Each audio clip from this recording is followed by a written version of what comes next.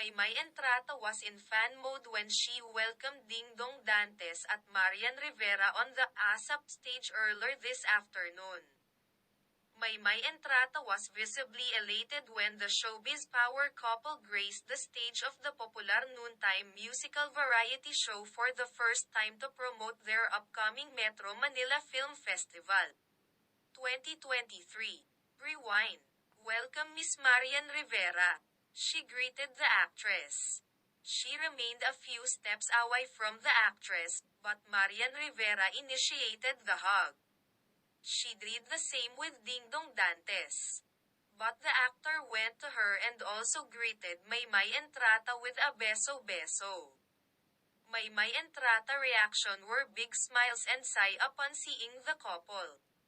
Afterwards, she commented, "Grabe. Sir Martin, parang hindi sila pinagpawisan.